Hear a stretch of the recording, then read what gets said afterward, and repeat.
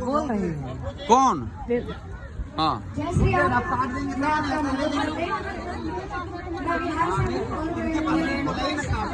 और आज का विषय है श्रीमद् भागवत भूतनावत। भगवान श्री कृष्ण जी आए यशोदा और उन्होंने बाबा के प्रांगण में पालने में झूला झूला कंस ने भगवान को मारने के आनंद में लिया था और पूतना को भी भगवान श्री कृष्ण को मारने के लिए भेजा। पूतना का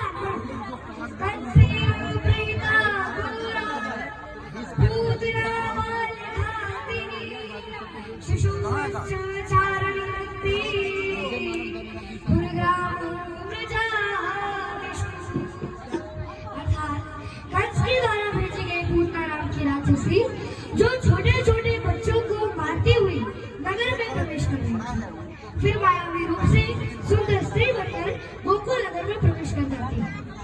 भूतरा लोग बालांगी राक्षसी रुधिरायसन जिगम सर्पी हरे सर्वतवापसदगति। अर्थात पूतना सदैव ही बालकों की खून की प्यासी रहती थी और इसी अभिलाषा से वो भगवान श्री कृष्ण को मारने आई थी, किंतु उसे स्तनपान कराने से उसे सर्वोच्च माता की गति प्राप्त हुई। तो भला इस विषय में क्या कहा जाए? जब माता पूतना हृदय श्रृंगार करके भगवान श्री कृष्ण के पास पहुंचती है तो भगवान श्री कृष्ण अपने नयन को खोल लेते हैं, अपने दोनों नेत्र बंद कर लेते हैं। आखिर भगवान श्री कृष्ण ऐसा क्यों किया? क्यों पूतना को देखकर अपने दोनों नेत्र बंद कर लिए? इस तथ्य की पुष्टि कवियों ने अनेक प्रकार से की है। नंबर 1, भगवान श्री कृष्ण को रति श्रृंगार अधिक प्रिय था। अगर कन्हैया पूतना से अपने नयन को मिलाते तो उनसे प्रीति हो जाती और जिससे प्रीति हो जाती है, प्रेम हो जाता है, उसका वर्णन ही किया जाता है। नंबर 2, कन्हैया के सामने किसी प्रकार की माया नहीं दिखती। कृष्ण ने सोचा कि नहीं, मैंने इसके सामने नेत्र खोल दिए तो इसका राक्षस रूप प्रकट हो जाएगा, जिसे देखकर मेरी मैया डर जाएगी।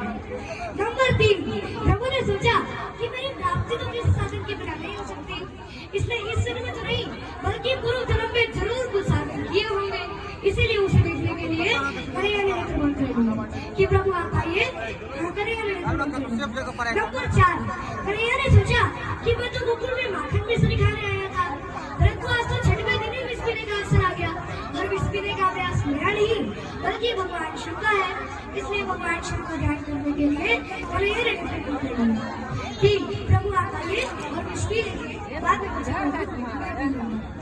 नंबर 5, भगवान विराट स्वरूप श्री कृष्ण के माया नेत्र सूर्य और माया नेत्र चंद्र है। मानो सूर्य और चंद्र ने भगवान श्री कृष्ण से कहा कि हे प्रभु, आप इस राक्षसी को कोई भी गति दे दे, परंतु हम अपने मार्ग से गोकुल नहीं जाएंगे। नंबर 6, प्रभु ने सोचा कि इसने मादा का रूप भले धारण कर रखा है, परंतु इसके हृदय में क्रूरता भरी गई है, इसलिए ऐसी स्त्री का मुख नहीं दिखना चाहिए। पूतना ने भगवान श्री कृष्ण के मुख में कृष्ण से दस्तक को डाल दिया। भगवान श्री कृष्ण दूध पीने के साथ साथ उसके प्राण भी लगने लगे। पूतना वहां से भागी और राक्षसी रूप प्रकट हो गई और कहने लगी,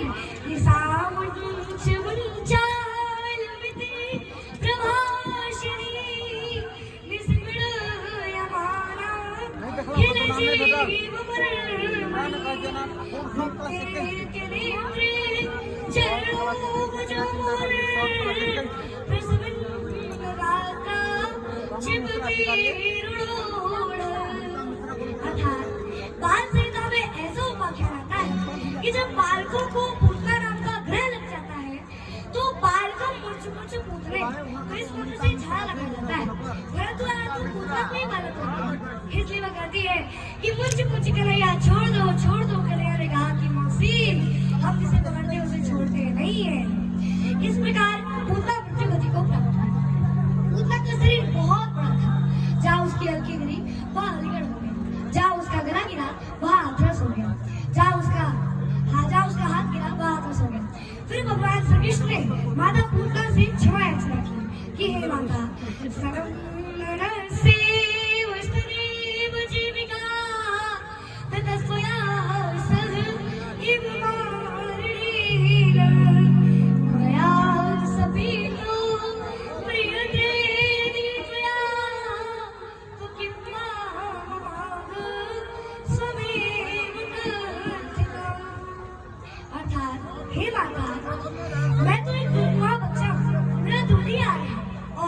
तूने मेरे मुख में विश्व सिद्ध स्तन को डाल दिया और मेरे दूध पीने से तू मृत्यु गति को प्राप्त होती हो, तो इसमें मेरा क्या दोष है? तो भला इसमें मेरा क्या दोष है, क्या कसूर है, क्या अपराध है माता? तुम्हें बताओ माता। तो किम्बा अपराध है, इसमें मेरा क्या अपराध है? तुम्हें बताओ माता, इसमें मेरा क्या अपराध है?